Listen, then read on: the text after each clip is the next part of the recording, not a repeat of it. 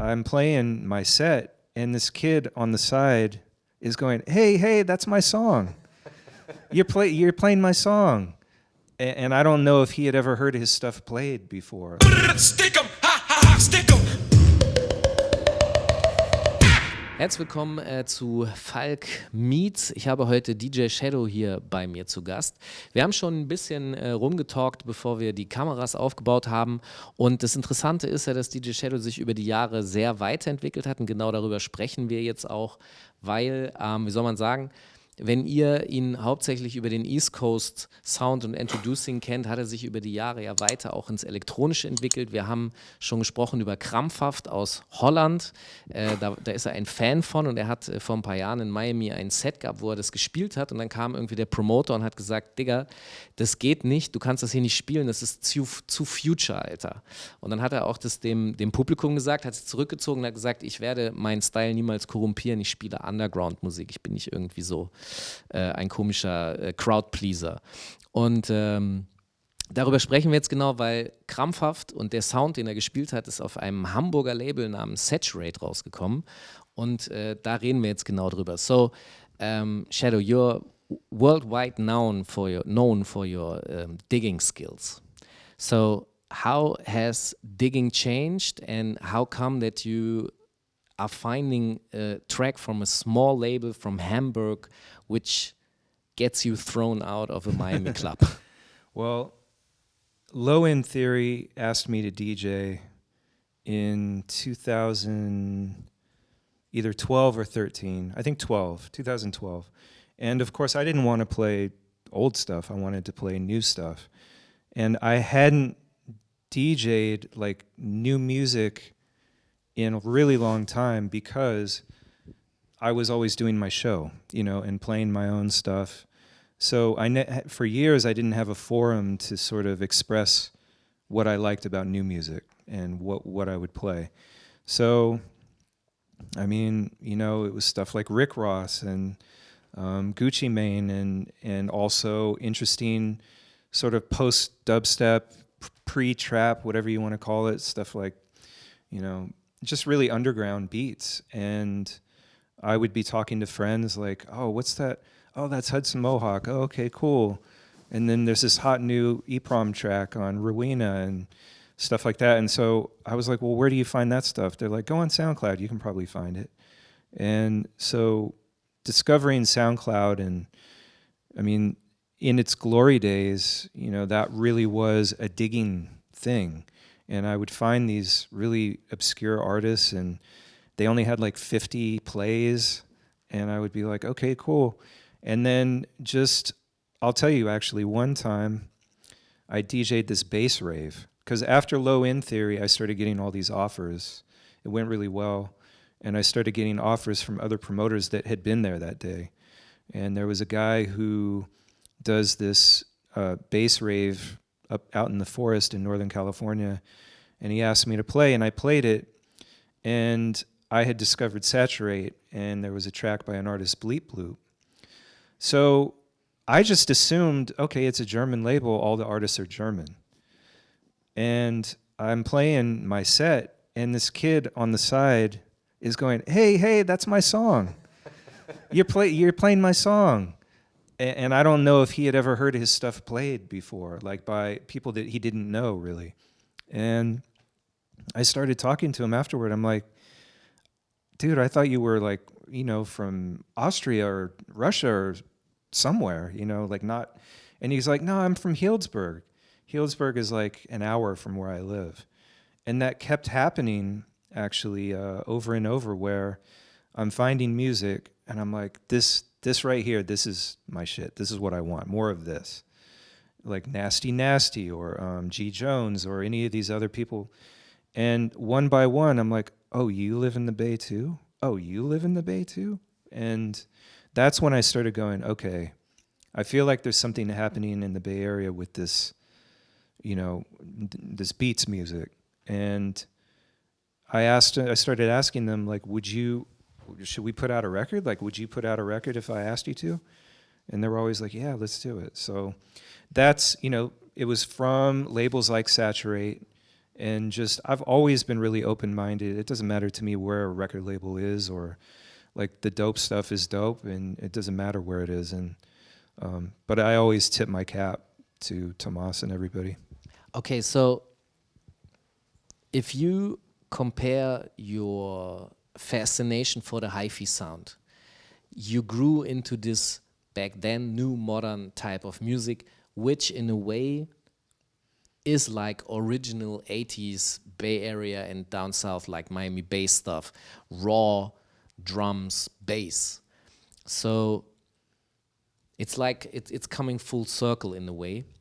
And you even said it right now, like a beat scene, which is, I mean, when you were confronted in the 90s and people were telling you, yeah, what you are doing is called trip hop. We call it trip hop. And you saw all those other stuff that was also labeled trip hop. What were you thinking back then? I knew that by doing something different, it was going to cause suspicion, because I was a hip hop purist, and I didn't like people doing things like in 1989 or 1990 that felt like they were just hopping on the bandwagon. Within that, though, of course, you hear a song like DJ Premier in Deep Concentration, and you go, wow, this is really different. Or you can hear, you know, Mantronics' production style and go, wow, this is really different and unique. Or you can hear Steinsky doing his weird solo 12 inches on 4th and Broadway and go, wow, this doesn't sound like anything else. And it was people like that taking those risks that made me just go, okay, I know what my roots are. It doesn't matter. I'm not going to jump up and down and scream and be all defensive and try to convince everybody that I'm hard or anything like that. It was just like, all right, if I want to contribute to this music that I love, I have to be brave enough to just be me and follow my own path, because I don't want to imitate Pete Rock. I don't want to imitate Premier. I don't want to imitate Large Professor. Those were my idols, but they are all individuals, and they all brought something individual to the music. And for better or for worse, that's what I was determined to do. So, would you say that back in the days you were respected by the hip hop scene in the 90s?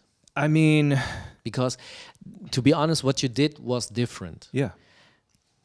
Well, okay, I can just tell you, you know, break it down like platform to platform, like in a video game, getting from point A to point B. Like, my first studio experience was with Paris. Now, if you're from Germany, you might say, that's dope, Paris is dope.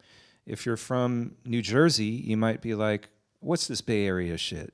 You know what I mean? So it just depends on your perspective. I was doing mixes for KMEL. That's a dope, you know, that was a really high profile. I mean, my mixes were, it wasn't R&B and rap, it was straight up underground rap. Nobody had ever done that on that station before. My first national magazine exposure was in The Source, Unsigned Hype, like the same platform that Mobb Deep and Biggie and everybody went through. Like, they thought it was dope. But it was different. Well, they liked it because it was different. It was brand new, never heard before, your own vein, your own style. It's just like De La was, just like Ultramagnetic was. I mean, if you know your hip-hop history, and if you know, you can pick out bullshit super quick, especially at that time, during that time frame. Like, if, you know, there were all kinds of people who were in punk bands until they heard Public Enemy, and then they decided they wanted to make a rap record. And you can tell immediately, because there isn't that knowledge in the music. It's not genuine. So I think no matter what you're trying to do, if it's different, like the first time you heard Plug Tunin', you knew it was dope. It didn't matter if it was different. And De La always used to talk about how people would kind of look at him sideways, like, what's this hippie stuff? And, you know, are you really down and all this kind of stuff? I always called it that New York peer pressure, or like that conservatism. And it was frustrating to me to see, like, when somebody would come out and be really dope, and then they'd feel like, oh, some of my boys are telling me it isn't fly. You know what I mean? I better kind of be like remember when Guru R.I.P. when like I always loved his really soft spoken style of rapping. It's what made him Guru. And then on one of the records, he kind of tried to be more forceful because that's what everybody was doing at that time. And, you know, I don't knock him for doing it, obviously, but it's just one of those things where you kind of go, damn, it kind of hurts me to see that because it hurts me for him to possibly think like my own style isn't being respected and maybe I need to switch it up. So I would see all of these things and kind of go, okay, you know, like this person was brave before me, like this person was brave before me, succeed or not succeed, I have to be brave and just be myself. But would you say that this is your mission, your life mission, being the one that is ahead or aside, or but not just in the middle? It's just you're your own world, your own planet, and everybody is just a guest. Well, I mean, put it this way, you have, quote unquote, you know, you have all these German electronic rock groups in the 70s, but there's only one Kraftwerk. You know what I mean? You have all these kind of like late 60s kind of aggressive punk, like proto-punk, I don't know what it is, it's not quite glam, but there's only one, you know, there's only one Iggy Pop, or there's only one Neil Young, or there's only one Lou Reed, or there's only one Miles Davis. And I'm not comparing myself in any way, but those are people I look to be like, okay, sometimes they're up, sometimes they're down over 4 decades, 5 decades, but they're who they are. They're almost like a genre unto themselves. And that's comforting to me as an artist because I didn't get in it for, you know, recognition or fame or anything like that. I just wanted to contribute to the music that I love. And, you know, there's plenty of people that I love freestyle.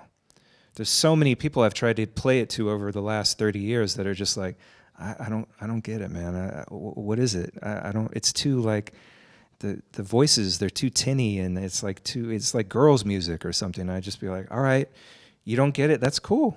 That's fine. Just like that's.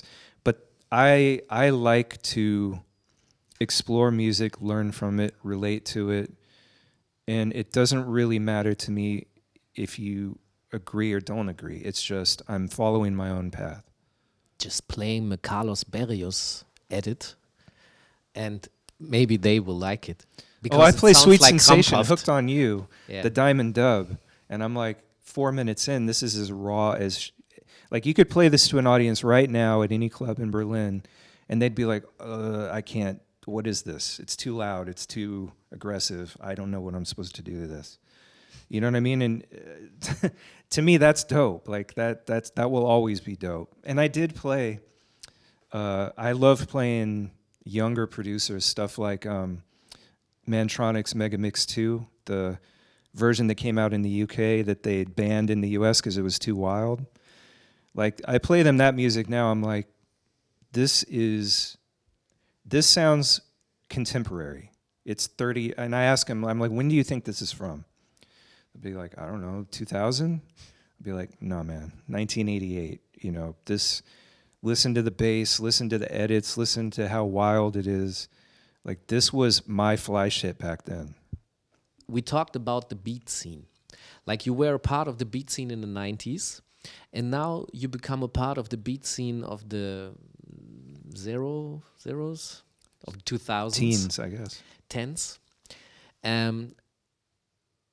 Would you compare it in a way? Is there something spirit-wise, or is there something similar between the beat makers in the 90s and the beat makers now? With the ones I admire, there is. And I think it's just a constant desire to push things forward and to watch it evolve and feed off of each other. And it's almost like a little bit of playful competitiveness. And, oh, did you hear the sound design trick that this guy did over here? And or back in the day, it was like, You know, we used to sit around, and I remember having a conversation once and being like, did you ever trip off of how Pete Rock never repeats the same sequence twice? Like, there's always a different drum fill every 2 bars, every 4 bars, every bar, whatever. And like, that's what we talked about. We talked about, how do you get that filter sound? Did you hear Halftime, the Nasty Nas song? I've never heard a sample sound like that. How did they do that? You know what I mean? And so new techniques, and this is what I was interested in. It's what my peers were interested in, and I'd meet someone like Cut Chemist for the first time, and this is what we would talk about all night long, is just hip-hop, people innovating, and it's similar with the young producers that I work with now. I think that's interesting because the mindset is the same. What changed is the sound and like the technique that you are using to do that. And like what we analyzed when you came out with Introducing, it was innovative. And you never stopped being innovative, but some of your fans stopped at their own horizon. Yeah.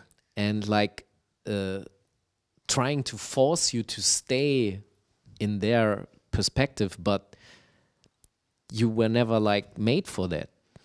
And that was never the reason why you started with it. Yeah.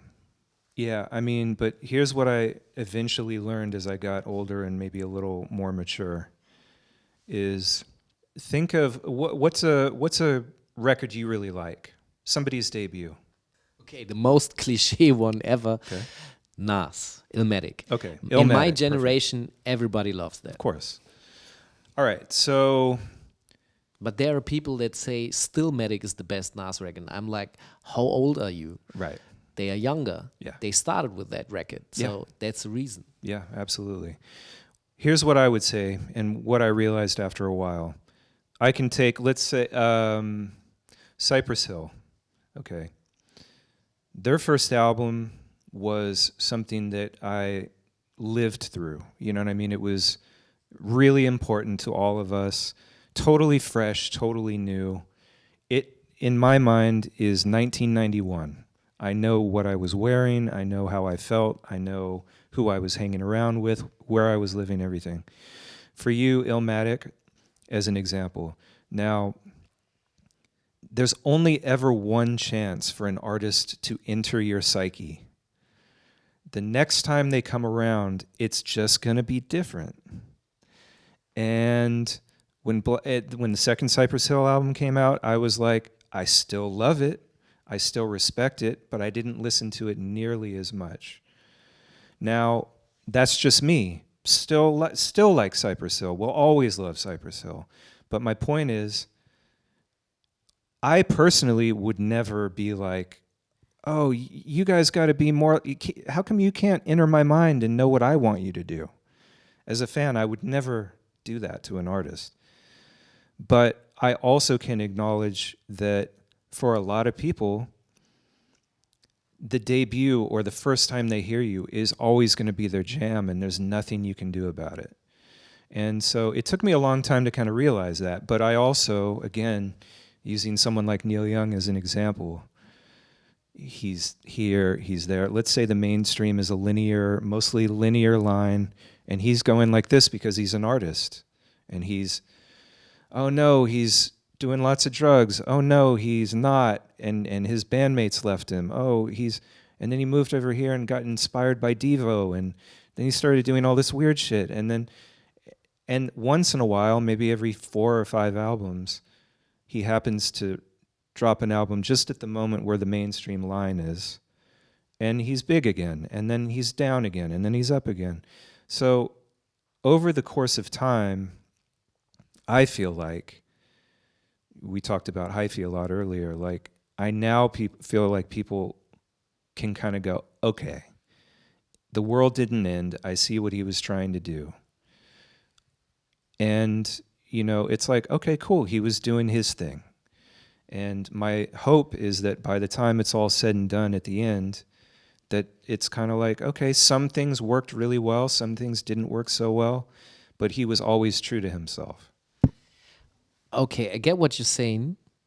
And I mean, what is astounding to me in a way is that you were part of this beat scene in the in the 90s, and now you're part of this new beat scene, and a lot of, I mean, not everything, the experimental stuff like Krampfhaft, we talked about it, is totally brand new. There is no name for it. I mean, you can try to describe it, but there would be no special name for it, no genre. But some of those future-based beats and future beats stuff gets really melodic, really melancholic. Like Lawn did some really great stuff, and I was thinking to myself, shit, this reminds me on 90s trip hop in a way. It's with a modern twist and spin, but it's kind of trip hop. What do you think about that? Yeah, I mean, I agree. I do hear stuff once in a while now where I am kind of like, wow, this doesn't sound that dissimilar to like a Prunes record or, you know, an Attica Blues record or something on the Moax label at the time. And I think it makes sense. I mean, there's certainly, I think, more of a accepted place for beat makers to make instrumental music than there used to be. It was not something that was really normally done. I mean, sure, there was acid house and there was, you know, Chicago house, but lots of times those still had vocals. Even drum and bass stuff, the stuff that blew up had vocals for the most part. So, I mean, it was like, I do feel like there's such a wide lane now that didn't exist when Introducing came out. I mean, people literally used to ask me, like, why instrumental? You know what I mean? And I don't think anybody gets asked that anymore. It's just a normal thing. So, it's funny. I mean, everything is a cycle. And I mean, one of the tunes I dropped at the Low End Theory gig that I did in 2012 that kind of set off the whole, I don't know, bass exploration, whatever you want to call it. I found this really sparse dubs and like really just full on, like just dope dubstep record, kind of post dubstep record that sampled Ghetto Bass by Two Live Crew. And that's when I was like, okay, I can fuck with this because, or like, you know, there was this trap producer that used DXJ and the Basolians, you know what I mean? And I'm like, who knows these records? You know what I mean? This is speaking to me because it's reviving something in me that I was missing.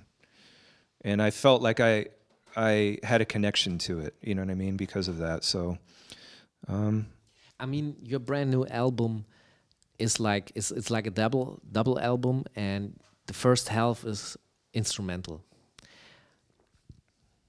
If you compare that to the stuff that you did in the 90s, and if you compare that to like modern day future beats stuff, where would you say you fit in or not fit in? Because to me, when I was listening to it doesn't sound like anything that I hear out there. It's an own sound. Like, are you using presets or are you programming those sounds on your own? No, everything. I try to process everything.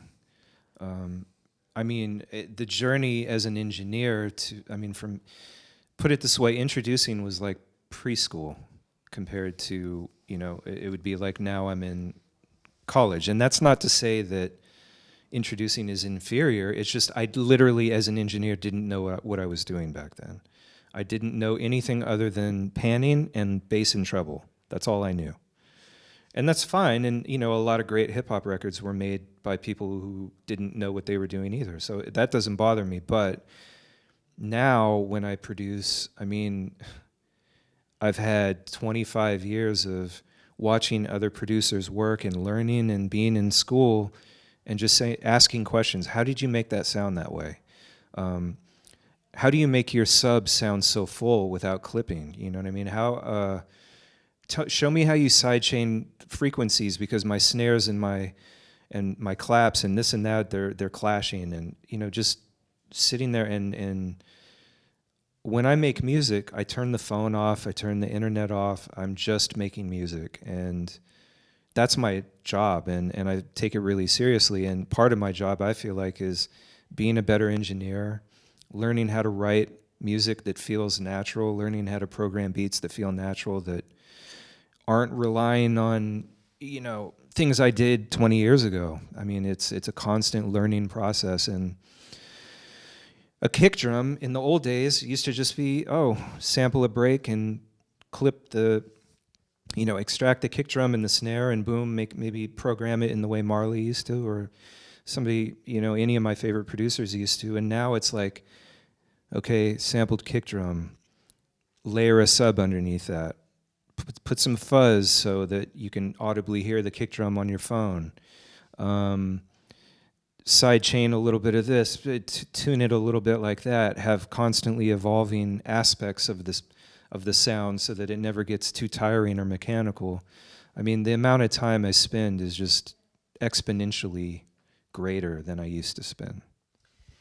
So, but what are your influences today? What would you say? I mean, like if I listen to Introducing, I know that you listen to certain breaks.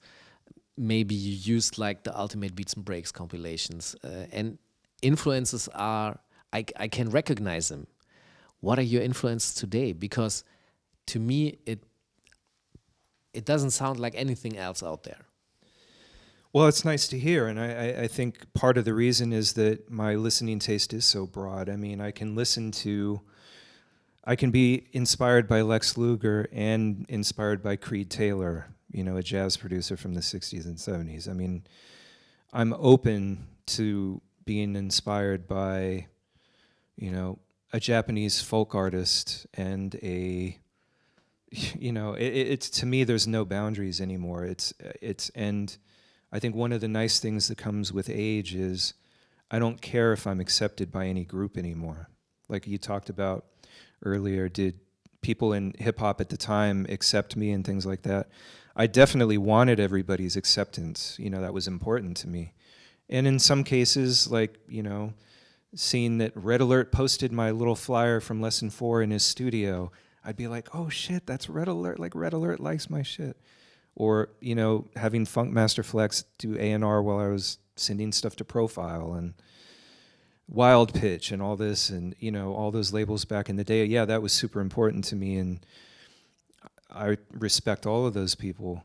But, you get to a certain age and you've been doing it for a certain amount of time. I mean, it'll be 30 years in 2 years since my first single came out. And, I mean, you get to a point where it's like, okay, yeah, I mean, I feel like I've accomplished some things. There's a lot of things I still want to accomplish, but I no longer feel that what I used to call the hip-hop pressure. But why then the second disc of your double album? Because it's the MCs you picked are very traditional. In some cases, yeah. And there's others that I wanted that I didn't get. Okay. Yeah. Who? Childish Gambino. That's an example. But ironically, he did a verse for me when he was just starting out. And, so I was kind of hoping like, hey, I know you've blown up, but could I get one more verse? But, I mean, it's interesting, it's working with established artists. You find that some artists my age are a bit maybe conservative because they have a legacy that they want to preserve, and they don't want to make a misstep. Simultaneously, a lot of younger artists, if the beat you give them doesn't sound like everything else on Rap Caviar that week, you're a little bit suspicious, right? Because they don't necessarily know who I am, and I'm not like popping on social media or anything like that. Like, how would they know who I am? I'm not trying to be out there on YouTube and anything like that. So if people don't know, you're just another name out of 50 that day that are hollering at them trying to get, a verse. So once I get that vibe, I'm like, okay, cool, I'll move on. What is DJ Shadow thinking of mumble rap? I like all rap. I mean, you can go back to, a friend of mine was playing me a Lil Noid reissue, which is some, 1995 Memphis stuff, and it basically sounds like almost everything right now. And, I like a lot of stuff. The only thing I will say in all total honesty.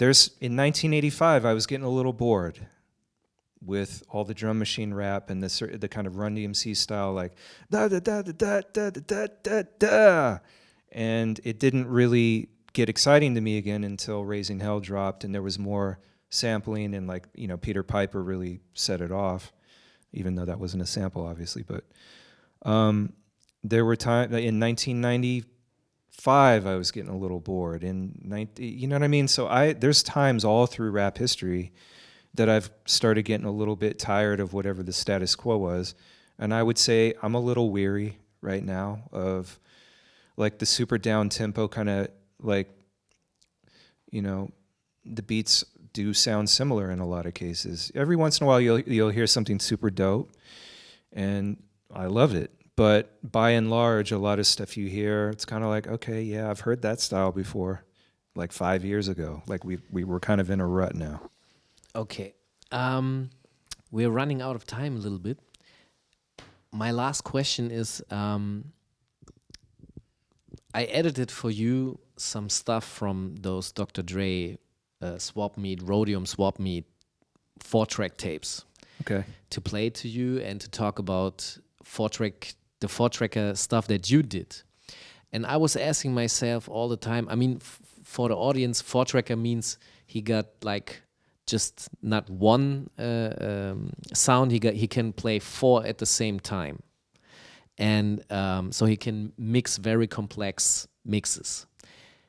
Would you say, because I really like 4-track mixes because it's complex, and songs that are in a way boring to me, like you mentioned the drum machine rap phase, those tunes were very, like, there was nothing in it, and you scratched a lot of it, a lot on it, and then it became nice. Would you say that 4-track mixes today are possible?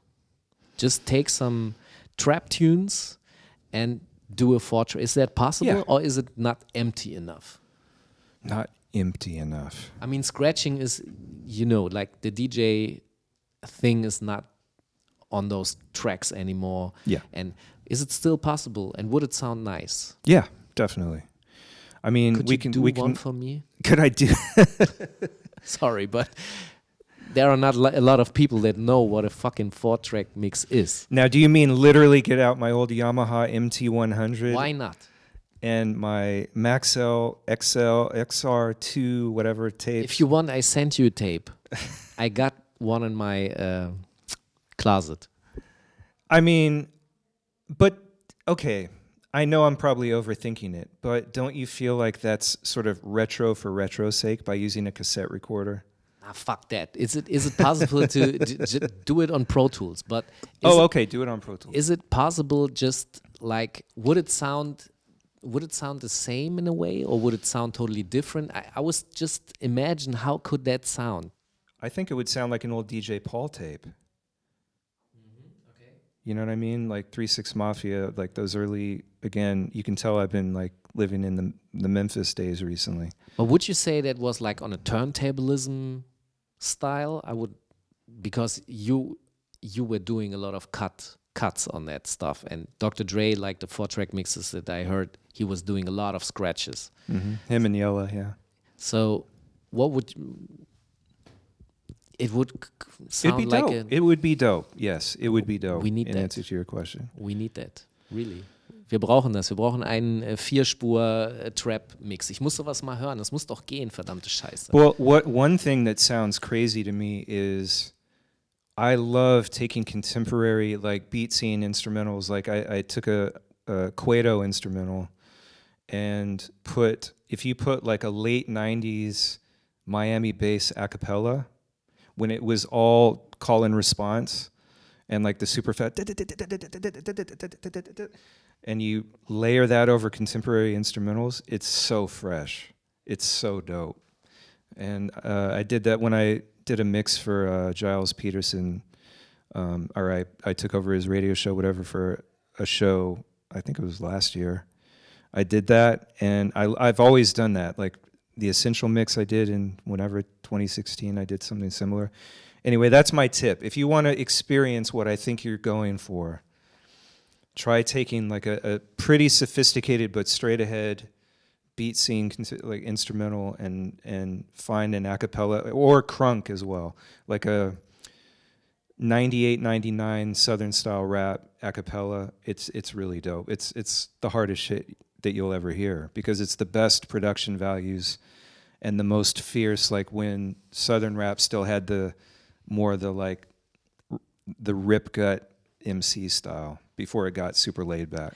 Now I'm really curious, and I will check that out. I will check out the show that you did for Giles Peterson. Yeah, cool. Ja, thank you for the interview. Yeah, you too, man. Und aktuelle Album ist am Start. Es ist ein Doppelalbum. Die erste Hälfte ist tatsächlich instrumental. Die zweite Hälfte Nas, Inspector Deck, Raekwon, Ghostface Killer, Pharaoh Munch. Who else on there? Some British De MCs. La, Run the Jewels. Genau. Wiki, Stro, lots of people. Rockwell, Knuckles, bunch of people. Also alles am Start und wie gesagt, ein sehr eigener Sound, die Instrumentale. Ich habe sowas noch nicht da draußen gehört. Und der Rap-Stuff ist schon ein bisschen traditioneller. It's more traditional like the Rap-Stuff. If you say so. Na, okay. Also solange er mich nicht schlachtet, ist alles okay. Und vielen Dank, dass du da warst und wir sehen uns demnächst wieder bei Falk trifft. Macht's gut. Ciao. Backspin.